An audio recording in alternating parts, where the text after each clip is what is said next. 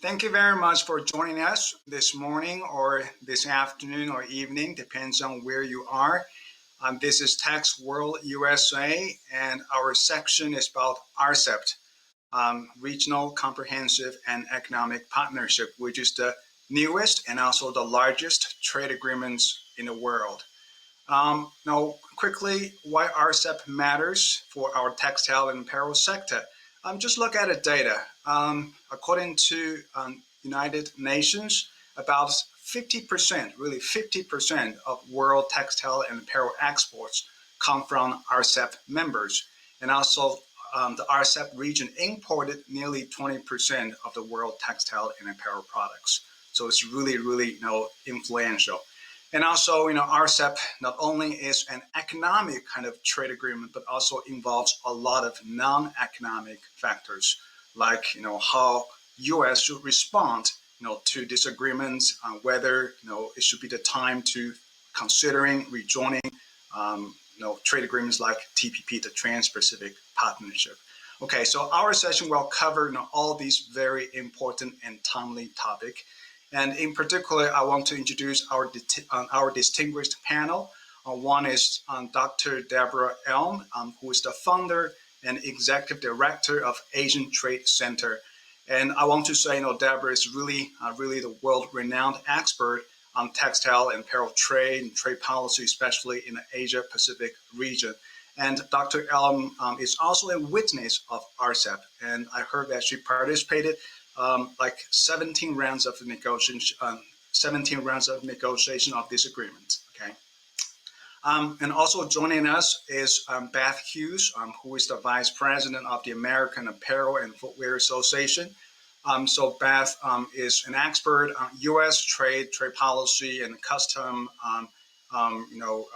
regulations, and definitely, also U.S. fashion brands and retailer sourcing strategy, and she has been testifying before Congress administration, including a few weeks ago about Section 301 against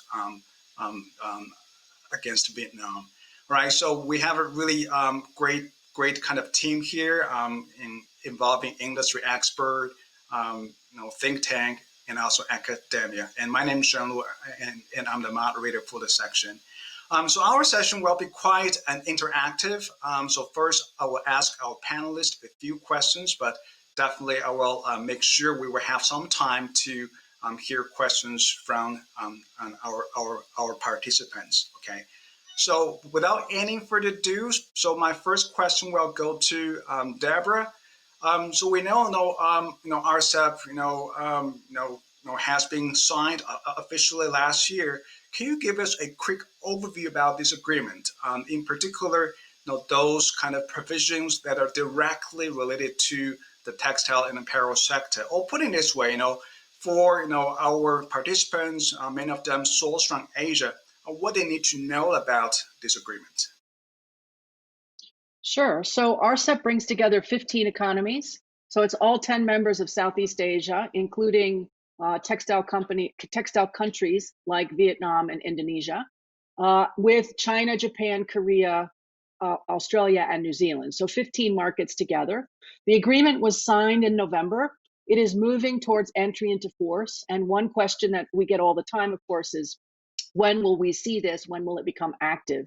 And the answer is probably about a year from now.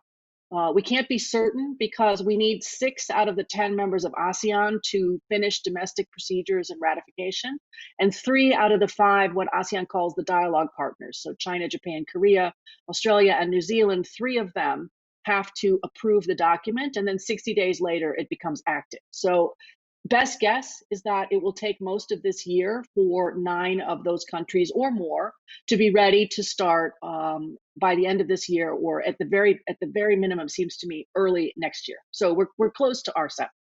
What does it do then for countries, for companies? I think what's important about RCEP is that it's a comprehensive agreement. It covers goods, services, investment. It has chapters on intellectual property rights to protect your ideas and patents and trademarks.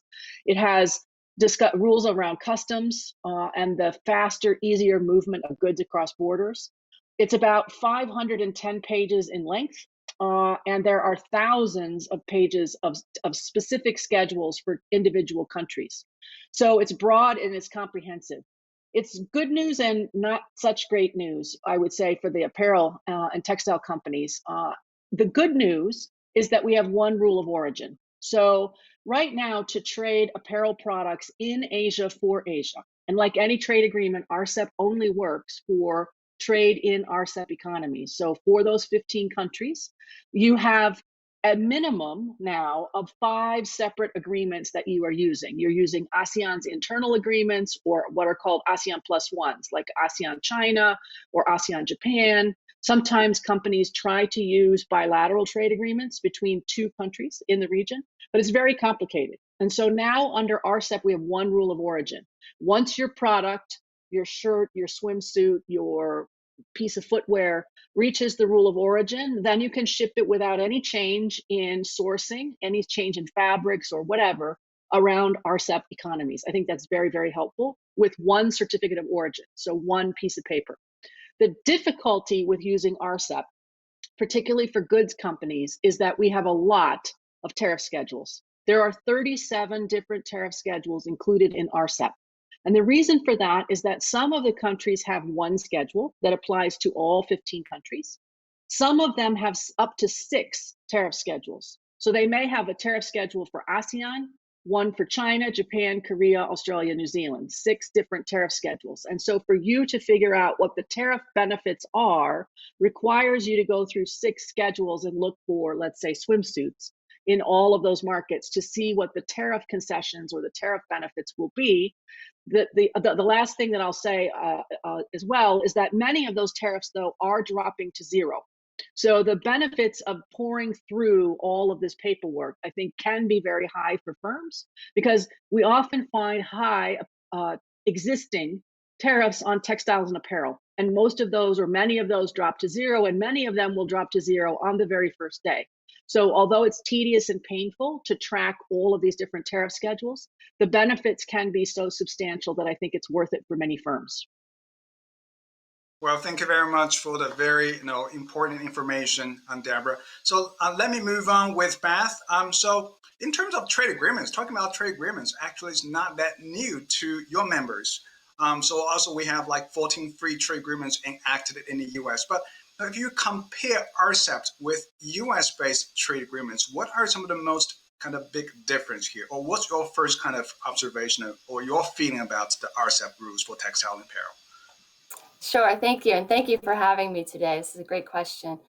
So, like Deborah said, the RCEP rules of origin, you have one rule, so they're definitely much more flexible and liberal than we've seen in USMCA, for instance.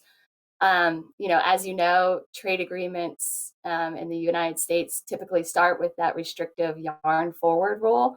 So that means, fibers can be produced anywhere, but each component, starting with the yarn, used to make that product must be made within the United States, Mexico, or Canada. So we don't see that restriction in RCEP.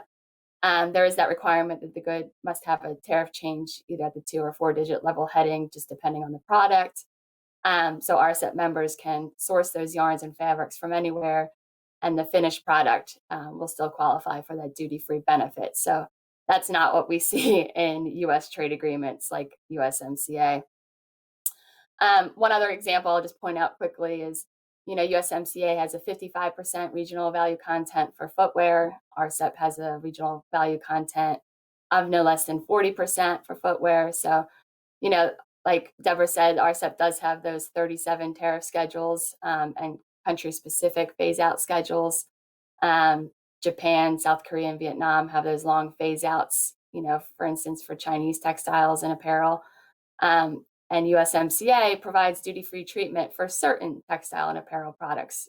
Because of those restrictive rules of origin, I would say USMCA is much more of a restrictive agreement depending on the product. So it's also difficult to use USMCA for a lot of companies sourcing from these trading partners because of those rules. So I would say, just in closing and sum it all up, that RCEP definitely does seem to be more liberal and more flexible for sure. Sure. Thank you very much, Beth. And look like, it's always the case. The devil is in the detail, right? So, just a kind of follow-up question to both of you. One thing I personally feel very curious why the tariff-free sales schedule in RCEP is so complicated. Kind of recall my kind of misery memory of kind of looking at the TPP free sales schedule. So, look like RCEP is kind of even more complicated. Um, why is that? And also, some people say, RCEP is kind of like a relatively shallow trade agreement. It's not as ambitious, not as high standards compared with, TPP, CPTPP, or USMCA. What's your assessment? Yeah, to kind of both of you. You want me to go? Oh, so I'll go first, I guess. So on the why is it so complicated? There's a couple of reasons for that, but one important one is that Asia has a lot of trade agreements already. And so in order to ensure that the parties got better benefits under RCEP, or at least comparable benefits under RCEP, some of the countries decided to have, again, up to 6 schedules, because they wanted to make sure, as an example, that if they had benefits already given to ASEAN, that they maintained those benefits and then started there and made them better. So gave you lower tariffs. And if you didn't have an agreement in place, or if the agreement that was in place with, let's just pick a country, with Korea, didn't have great benefits before, that RCEP could give Korea better benefits. And so you end up with very tailored schedules, in part to accommodate existing arrangements in the region. And then the second reason why it's extra complicated is that we had no agreements in place between Japan and Korea and between Japan and China. And originally in RCEP, we also had India. And so many of the countries wanted to be more cautious with brand new partners where you've never had trade before than with partners that you've had experiences with. And so they created different schedules depending on which country they were looking at. Now, again, not everyone did this. Some countries have just one schedule. Japan has one schedule, but it can split, but generally not in your sector. It's more about agricultural trade. And I would say that for RCEP, textiles, apparel, and footwear is considerably less sensitive than especially agriculture. So much of the tariff complexity is not about textiles, footwear, apparel. It's actually about making sure that agricultural trade was maintained, protected a bit more. And so that's also why we end up with this complexity. It's not because of your sector, it's because of other challenges that governments had to meet. And the net result is a lot of tariff schedules in RCEP. So that's where it came from. And I'll let Beth talk about how easy or difficult it is to use. Thanks, Deborah. I completely agree with your assessment. I was just thinking about when I used to work for the dairy industry and looking at Japan's schedule under TPP at that time. It was very frustrating and complicated. So, completely agree. So, as we said, the RCEP lowers tariffs and simplifies rules of origin for our industry. But there are chapters that, as an overall agreement, that are important that are left out of RCEP. Chapters on labor, the environment, investor-state dispute settlement, and state-owned enterprises. And from what I understand, the IP chapter isn't as strong as it could be as far as new commitments for the parties to, it just kind of stays with the commitments that they already have in place in other agreements. So I think hence that that attribute comes from it maybe not being that 21st century high standard agreement, comes from the fact that it does not have some of these really critical chapters that a lot of trading partners like to see in trade agreements, including the United States. We would not join a trade agreement, I think, if it didn't have really strong chapters on labor and environment, ISDS, and state-owned enterprises. We saw those being enhanced in USMCA, for instance. So I think RCEP, should be applauded for what it was able to achieve. But there are some pieces that it's missing, I think, to become a very ambitious 21st century agreement. Thank you very much. Great. All right. So after kind of going through the major rules of the game, now let's talk about the impact. Okay. So let me ask Deborah. So we often say, trade agreements not only just offers preferential trade agreements, but also will really shape the regional supply chain, like how textile and apparel products will be produced in the region. Or we say Asian countries already have some regional economic integration, but from your perspective, how RCEP will further kind of affect how textile and apparel will be produced in the Asia region? Thanks. I think it's a good question. I would say that to begin with, we don't have a lot of inter-Asian trade. So we have trade in Asia, of course, lots of supply chains, as you all know, but most of those are aimed at final markets in the US or Europe, occasionally Japan, sometimes increasingly China. But the final markets tend to be not in Asia. So we have supply chains here, very solid supply chains across Asia, but they tend to be for final market exports someplace else. And what we haven't done very well in Asia is have Asia be a final market for its own trade.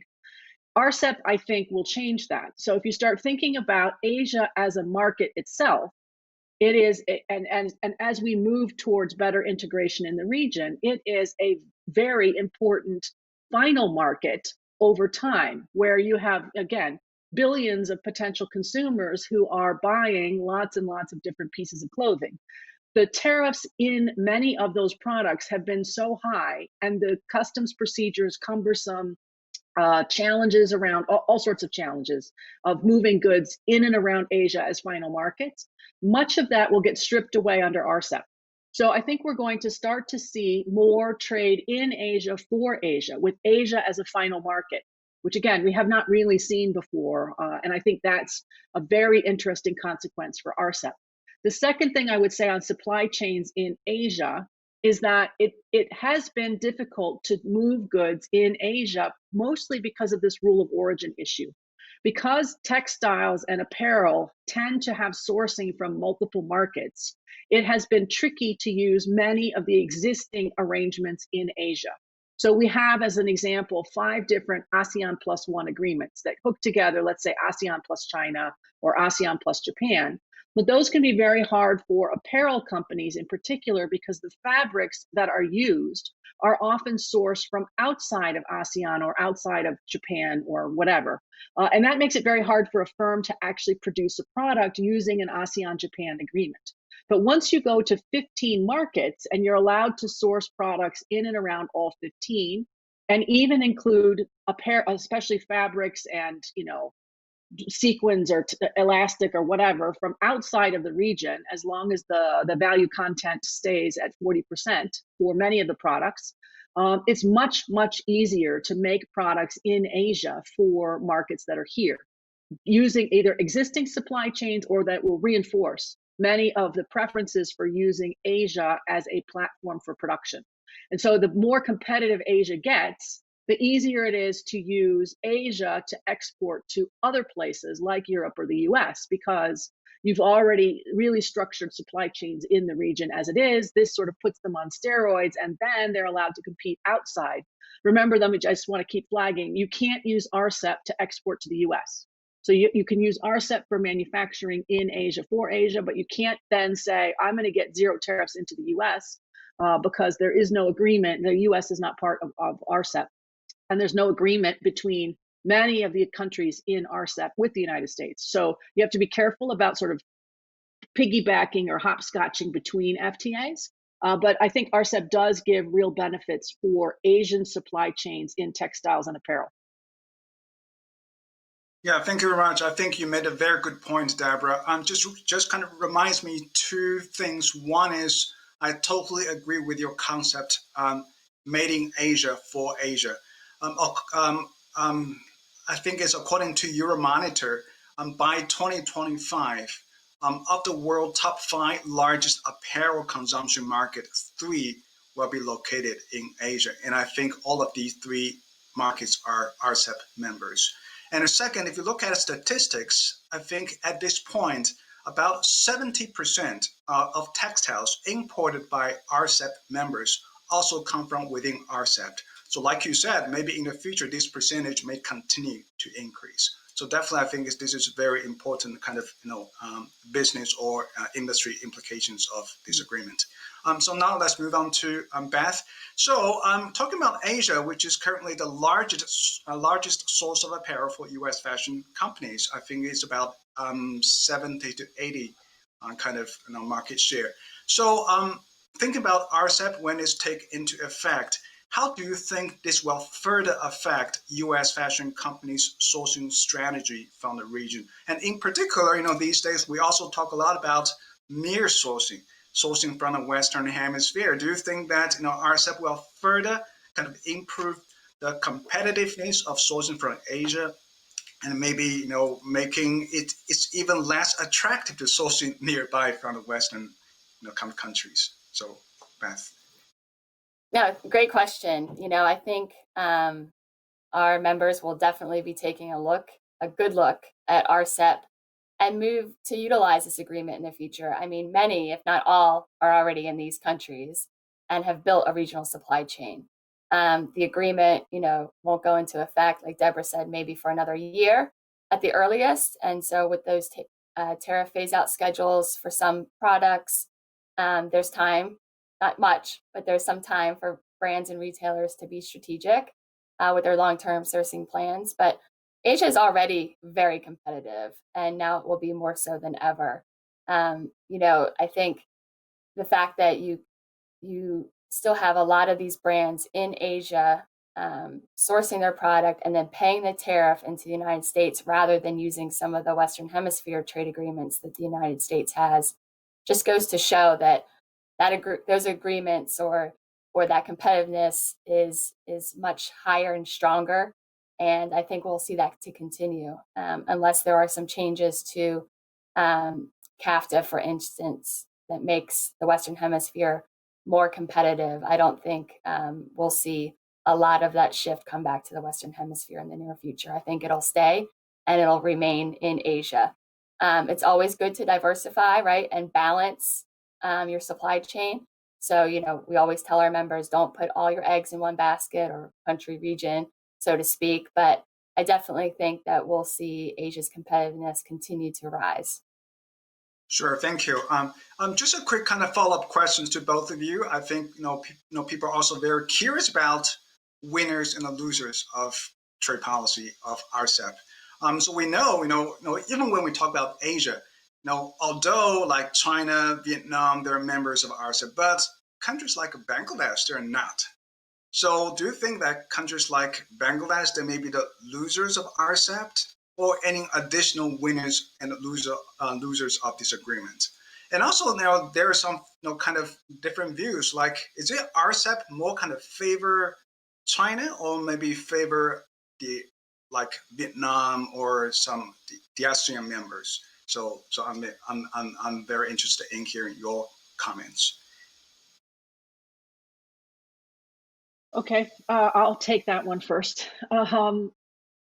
Bangladesh, I think the advantage that like a Bangladesh has at the moment, particularly for export back to the US or to the European Union, is that they are still eligible at the moment for preference schemes for least developed countries or for the poorer developing countries. And so while that continues, they do well because they get those preference schemes into high tariff Europe and high tariff US.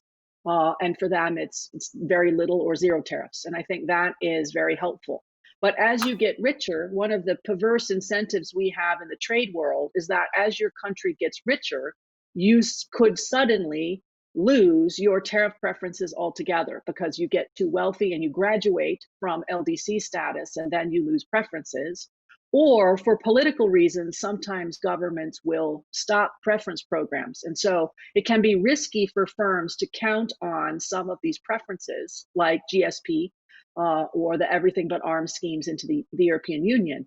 The advantage, I would say, or one advantage of a free trade agreement is that it is harder for governments to suddenly change policy so that if they decide for whatever reason that they are displeased with your behavior, you suddenly face higher tariffs. Now, that doesn't mean that it always works, but I think the risk of being in an FTA is lower compared to being in one of the sort of GSP preference schemes where we have to reauthorize GSP. It's very complicated almost every time the authorization comes up. And then there are these other factors that can impede GSP preferences, like issues around labor, issues around environment, et cetera. So I think that you can still have real benefits if you're in Bangladesh, especially exporting, again, Europe and the US. But in the long run, it can present a certain amount of risk for firms. So I think diversifying is a good strategy in general. And it's one of the reasons I would say why Bangladesh has been watching the RCEP negotiations very carefully, because they know that many of their competitors are in RCEP and they would like to at least examine the differences and be ready to respond, and potentially they could join. I mean, there is an accession clause in RCEP. So 18 months after it starts, it will reopen for new members. And it's possible to imagine a place like Bangladesh saying, please let us in. You have other least developed countries in RCEP. Cambodia, Laos, and Myanmar are already in. So the agreement is not so ambitious that we can't meet the rules. And so it may expand in the future. Yeah, Beth, do you have any comments? No, I think Deborah hit the nail on the head. For, like you said, China and Vietnam, they're the top suppliers for apparel and footwear to the U.S. market. So obviously, they're going to benefit from any deal within the region that helps save on the customs rules, the rules of origin, all that being made easier, the logistics of it all. Bangladesh right now is the third largest supplier for the U.S. market, and like Deborah mentioned, that's for apparel and 10th for footwear, and so they're able to utilize GSP, but that just expired in the United States, and we're not sure when it'll be renewed. So, I think Bangladesh can use other trade agreements, maybe in the region, like the Asia Pacific Trade Agreement, to its benefit, maybe, and hopefully someday we'll look to join RCEP. I think once some of these preference programs, I know in the United States, for instance, are becoming more scrutinized, and there will be changes and reforms. Some countries may look to other free trade agreements, like Deborah said, that are permanent for the most part, rather than these preferential programs that are always being scrutinized and lapse and have to be renewed, and it's just harder and harder, and you don't have that certainty that you would like. So Sure, thank you very much. Truly, always it's very interesting to continue to observe and analyze, who will benefit from this agreement or how this agreement will change the current patterns of trade and sourcing. Okay. So now let's move on. So as I mentioned earlier, RCEP is not only an economic agreement, but also there are a lot of non-economic factors got involved. So the first or the top one in our mind is how U.S. may respond to RCEP or to the region. Especially we have the new Biden administration, which will take office next week. So Beth, to you, so how do you think, what's your assessment that Biden administration may, use this opportunity to consider, rejoining the Trans-Pacific Partnership, which President Trump kind of withdrew on day one, and also, from your members' perspective, how U.S. should respond to RCEP, if not, if TPP is kind of not the best move, but what else we can do here? Right. No, good question. I think even without RCEP, there is pressure for President-elect Biden to join CPTPP. Now more so than ever, folks are realizing how important it was for the U.S. to be part of that agreement. And withdrawing from it 4 years ago was, a political statement. If nothing else, there was really great things in that agreement the United States was going to benefit from. And I know this has been said over and over again, but just writing those rules and taking all those years to get that high standard agreement and be part of it and be in the region where obviously China dominates so much of it, was a big feat. And unfortunately, we didn't join it. So I think, you know, we hope that the Biden administration will take a hard look at CPTPP and work with Congress, work with stakeholders to see what joining that agreement would mean for the United States and how we would go about it. I don't think it's as easy as just raising our hand and saying, hey, we'd like to be part of this agreement again, let us in. You know, there are folks in the United States, definitely policies that the Biden administration will want to move forward on, things like labor and environment, and see stronger enforcement of those. So perhaps changes within CPTPP. There are a lot of congressional members, new congressional members, progressive congressional members that will want to see changes on those fronts in CPTPP. And I'm really not sure if there's an appetite for that with the CPTPP members. Even just saying, okay, well, having the United States in the agreement would be great. You know, we want them in, but are we really ready to make some of these changes to an agreement that we've had in place for a while now?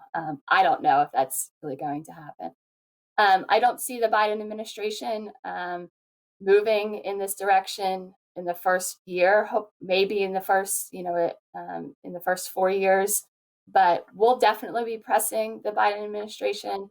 We'll be having talks with the new USTR, of course, and I know other industries will be doing that as well. This is one of the top things that I think folks want, as a long-term trade policy, us to be in more of these kind of agreements. Also working with our allies, trade wars, especially those with our allies, don't help anyone. We've seen that over the last 4 years. We need to get back into the international trade game. We need to start leading again. And if that's within the WTO, if that's in multilateral trade agreements, we need to start doing that again. So RCEP is just, further opening our eyes, and hopefully this new administration will see that and take that and move forward. Yeah, I agree with you totally, Beth. Somehow I think, even though, from industry's perspective, or I'm an economist, so I often look at trade like an economic agreement. But in fact, or especially in recent years, U.S. trade agreement is more like a foreign policy. They try to address some non-economic goals. So both kind of, understandable, but it's kind of a little bit unfortunate because it's really kind of lost a lot of, potential commercial or business interest. Okay, great.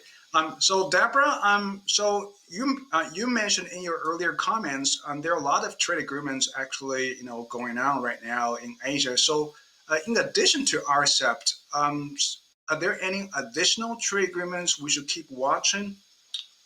Or maybe RCEP will have some new members in the near future?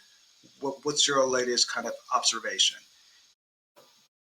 Yes, thank you very much. I would say that Asia is enthusiastic still about trade and trade agreements. And so we are seeing trade agreements announced regularly, both between RCEP members. So many of the RCEP economies are signing separate agreements between themselves. They're signing with other countries. The Europeans are extremely active in Asia. They're working right now on deals with Australia and New Zealand. The agreement with Vietnam came into force towards the end of last year, and the one with Singapore the year before that. So the Europeans are extremely active here, and there may be more pressure for an ASEAN-EU agreement coming up relatively soon. We have the expansion coming this year of the CPTPP. So we have new members that have or new countries that would like to be a member. Now, how enthusiastically they embrace this is a little less clear, but the UK for sure. The Koreans are starting a discussion now about joining as well. The Philippines said that they would relook at this. Thailand has in the past said that they would like to be a member. It's a little tricky. I mean, one of the challenges we have in Asia is that we have often uncertain or unstable governments. And so with government changes in the region, sometimes it's hard for countries to participate in an FTA negotiation. So we'll see what happens when we get started, but I would expect CPTPP new members as early as April, starting the conversation, not actually in CPTPP. And then, as I mentioned, RCEP will expand itself. We have the upgrade of existing trade agreements. So, for example, ASEAN, Australia, New Zealand is supposed to be upgraded this year. It was meant to be last year, but with COVID, it got disrupted. And then we're doing a lot of work in Asia right now on digital agreements, so digital economy agreements. And you might say, what does that have to do with my sector? Some parts of it less relevant, but some parts extremely relevant, because they were talking about things like, how do we handle information flows? How do we handle border procedures? Can we make them more electronic and seamless? Can we make payments faster and easier? And so there's some elements of those digital economy agreements that are proliferating in the region that will be relevant for even apparel, textiles, footwear. So I think there's a lot of trade action taking place here that in Asia. I'm sitting in Singapore. There's a lot of trade action here in Singapore and in Asia more broadly that has the potential to continue to drive economic growth for a very export dependent part of the world. Sure. Very important information, Deborah. May I ask you a very quick follow-up question? Just from your comments, sure. Is there like, again, I mean, in addition to kind of including more members, is there any mechanism included in RCEP saying, maybe after a few years, let's revisit this agreement, or maybe, add some new chapter like labor or environmental protection or something like that? I would take a large bet that we will not be adding those two chapters in an Asian agreement anytime soon, but maybe. What they have done in RCEP is they've started a secretariat, or they will be starting a secretariat that will help manage the agreement. I think that is incredibly important because it means we have an institutional structure in RCEP to manage a complicated deal and to make it bigger, broader, deeper over time. So it's based on ASEAN's trade commitments. And the way that the Southeast Asian countries work is that they sign an agreement, which is like a base. And then from there, they continuously upgrade, expand, and about every 5 years, sometimes 10 years, but definitely within a 10-year gap, they redo the whole thing. So they bring out an entirely new agreement that is, again, sort of deeper, broader, new commitments, new areas. They often pull commitments forward. So if you look at RCEP, some of the tariff concessions are currently very long, out to 20 years. And I could imagine that RCEP will say, as they get more comfortable with this agreement, let's bring that forward. Let's bring the end date forward. And so I think you should view RCEP as the beginning of this conversation. And certainly in the next couple of years, and absolutely within 5 years, we will have a revised RCEP agreement. So it's very important for firms to pay attention to it now. And also, I would say for companies to be involved in discussions about what's missing or what else could be done or how could it be made better, because those conversations will lead to changes in the agreement. This is not quite like a US agreement where, once we sign something in the US, it takes forever to change it. In Asia, it's way more flexible. And so you can much more rapidly and easily change pieces of the agreement, bring in new chapters, add new components. And I think that will happen over RCEP. Perfect. Thank you. This is so important and so informative. I have 2 more questions from our panelists. However, to our participants, if you have any questions, feel free to type in your question in the Q&A box. Okay. One question I still have is about India. So if you pay attention to the RCEP negotiation process, you may notice India was a member, but India decided to drop kind of in 2019. What happened? Are there any dramas behind the scene?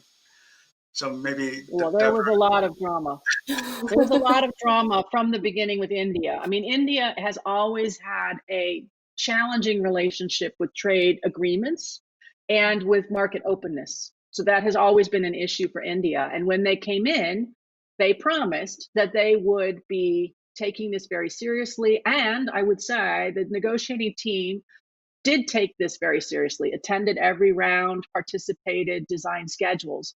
But when we got all the way to the substantial conclusion in November of 2019, India decided that they would no longer proceed towards the signature stage.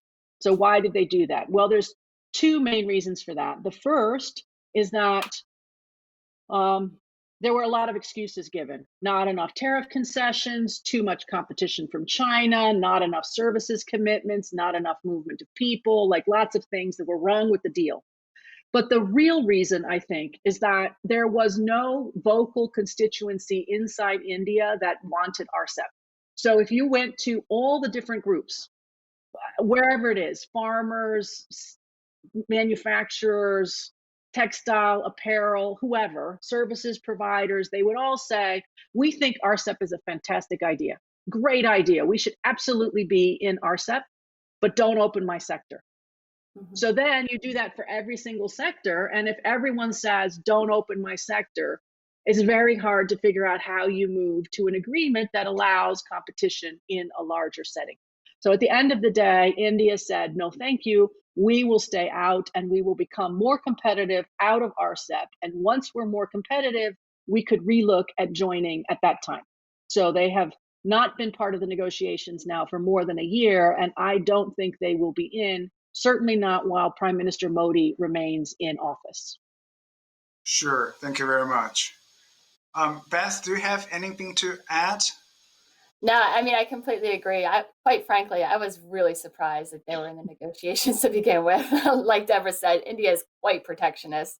And just with dealing with them when I worked for agriculture, you know, we've been trying to do even a mini trade deal with India and trying to get them to do certain things in agriculture and dairy specifically, and then in medical devices, just to get them to move on some of these issues so that they could even get back into GSP, because they were kicked out of GSP for some of these things, and they no interest. So I was very surprised that, like I said, that they were in RCEP to begin with, and I completely agree 100% with Deborah that I don't see them coming back to it anytime soon. Sure. No, this is a little bit off the topic, but since you mentioned the GSP, do you mind, Beth, give us a quick kind of updates about the current state of U.S. GSP? It kind of just got expired, but there's some kind of discussion out there, like we should not only, not just simply renew this kind of trade preference program, but maybe expanded to include textile and apparel. How likely it's going to happen, or any latest updates from your kind of organization?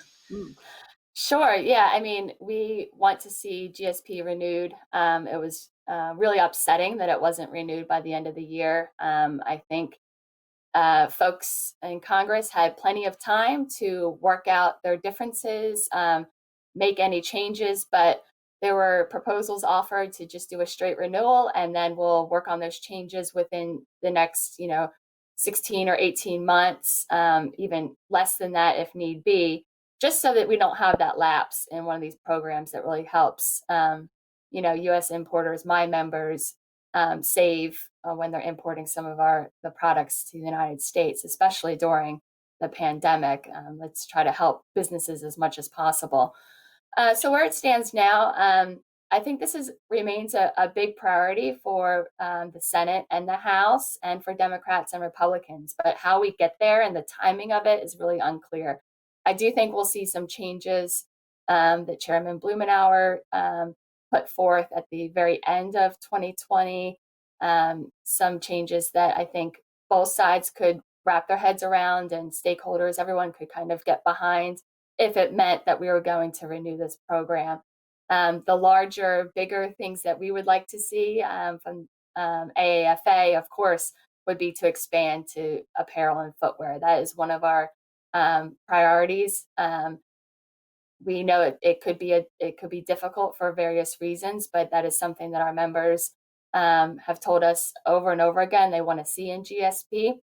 I think we have a really good argument as to how it will empower some of these least developing countries and empower women. For instance, that's one of the changes that I think Democrats want to see, especially on the Senate side with GSP, is how we can empower more women in these countries and giving them opportunities. Since a lot of women work in apparel and textile and footwear operations, this would just help them enormously, in our opinion. So we do have a long way to go, but we're hopeful that GSP doesn't lapse more than, like it has in the past, where I think it's lapsed for 18 months before. So we don't want to see anything like that. We want to get it renewed this year. We're hoping maybe not in the first quarter, just because there are a lot of things that the new Congress has to do, a lot of confirmations for the new administration. But hopefully by April, May timeframe, we'll be in a position to renew GSP. And so hopefully it includes our provisions on expanding to apparel and footwear, but that remains to be seen. Thank you very much for the updates, Beth. And I totally agree. Behind the GSP, it's really, it's about the philosophy, trade-led growth, and also textile and apparel, especially apparel, actually plays such a unique and important role for many kind of less advanced economies like Cambodia. I look at their statistics, about 80 to 90% of their merchandise export is apparel products. So definitely, this is a very, very important trade program, and even currently it does not include textile and apparel, but definitely there are a lot of reasons why it should. My kind of last question to both of you is, for our participants, for fashion companies who are interested in knowing more about RCEP, are there any recommended resources they can check? Like especially from Asian Trade Center or AFA, Yeah. do you have any resources to help?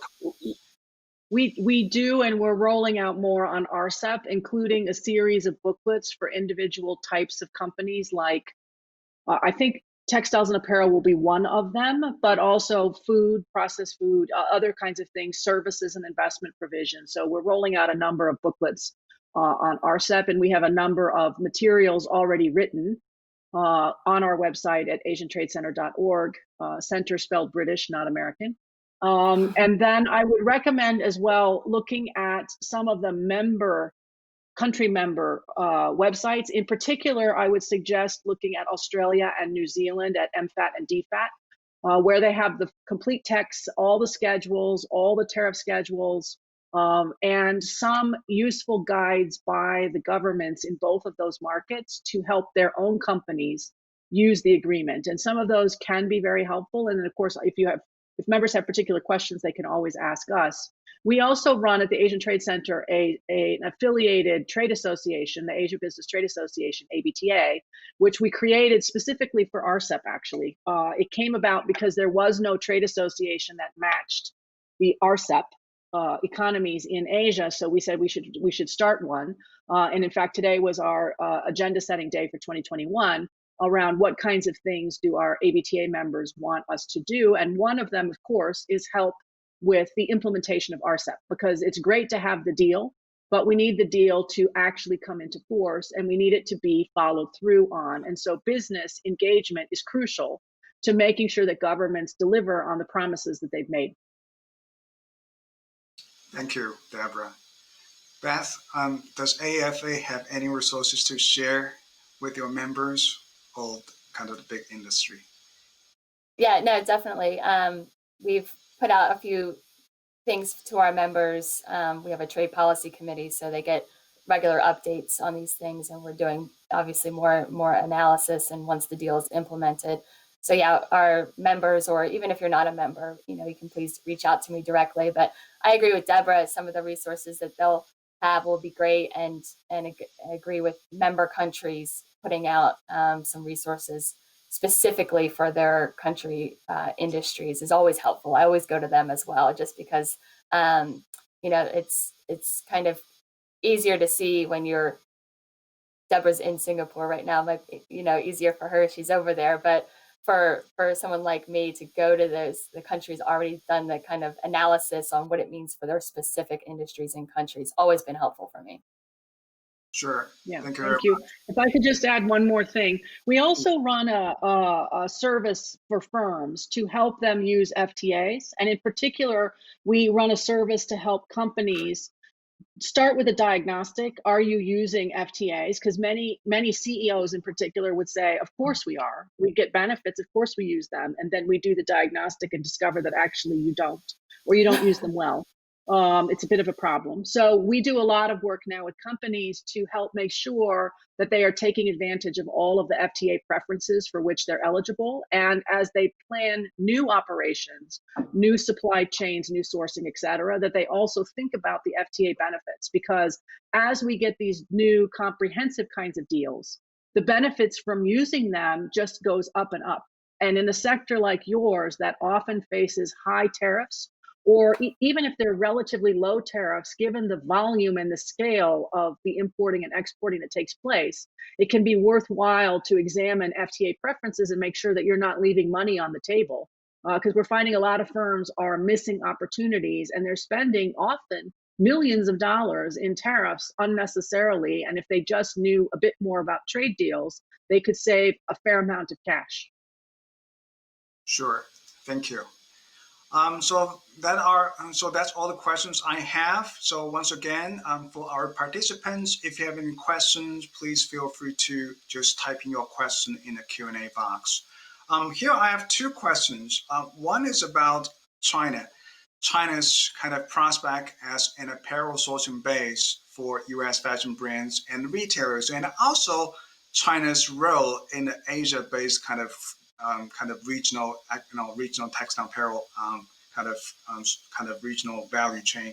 So to both, Deborah and Beth, what's your assessment of China's role? Kind of if you look at the data, it's kind of a little bit mysterious. On the one hand, China remains a very important sourcing base. Like, according to the latest number, it's about nearly 40% of imports in quantity and the 28% of market share measured by value. But at the same time, we hear companies continue to reduce their China exposure, and also there's some non-economic factors out there. So what's your assessment of China's role? And will RCEP change the current pattern, reduce China's exposure? I'm going to let Beth start that one. Okay. No, you go first, please. Yeah. No, yeah, I mean, definitely, I think I've been hearing from my members, that they've diversifying and balancing their supply chain has always been a key goal for them. Once the trade war started with China, of course, getting out, but even before that, companies wanted to try to utilize the TPP, thinking that the United States was, of course, going to join. So they were moving to other countries like Vietnam because now we were going to have a trade agreement with them. So I think, there still remains the fact that a lot of inputs come from China. So we don't have that vertical kind of industry or vertical supply chain that we might see in other countries. We see it in China for the most part, but other Asian countries have to still supply some of their inputs from China. I think that issue plus the issue that obviously is taking over the headlines and is really crucial and critical for my members is the forced labor issue and the cotton coming out of China. So I think China will remain to be a big player, but my members have been moving away from China and trying to figure out and how to set up vertical industries in other countries, but then also make sure that they're sourcing from sustainable suppliers and ones that aren't using forced labor. It's a huge, important priority for my members. Yeah, that's good. Well, I won't talk about forced labor, but I will say, because this is a question I get a lot on RCEP, how dominant is China in RCEP? And I would say up until now, China has been very restrained in RCEP negotiations. I mean, obviously they're there and they matter, clearly. But I would say they have not driven, unlike popular conception, there is no China driving RCEP. It's been ASEAN driving RCEP. The Chinese had two goals in RCEP. One was to get it done, and the second one was to make sure that they remained friends with everyone through the process. And they've accomplished both of those things. So up until now, the agreement has been more ASEAN driven and pushed from behind very strongly Australia, New Zealand, Japan in particular of the dialogue partners, Korea a little bit, but a little less vocal. but it hasn't been China driven. But once it becomes in force, because of the economic weight of especially China, Korea, and Japan, you can imagine that much of the action in the agreement will move to Northeast Asia rather than staying in Southeast Asia, simply because, again, when you have the world's first or second largest economy plus the third largest economy in Japan, that is an important pull factor for making future rules and future concessions and so forth. So while China has not dominated RCEP to this point, it's possible, I suppose, in the future, but I would say these are some feisty countries. And the 15 of them, all of them had a say and will probably continue to have a say in what RCEP does or does not do in the future. So I don't really think it has been or will it be a China-led whatever it is. Sure, that's a very important point. So, Deborah, another question I have, and this is also from my personal observation. So we know China is a very important apparel exporting country. However, if you look at the data, China is also supplying more and more textiles to some Asian apparel exporting country. Like if you look at Vietnam, Bangladesh, Cambodia, you name it, Sri Lanka, more and more textile imported by these countries now come from China. Do you think RCEP will kind of strengthen such a trade pattern to make China even become a more important textile supplier for the Asia region or for the RCEP region?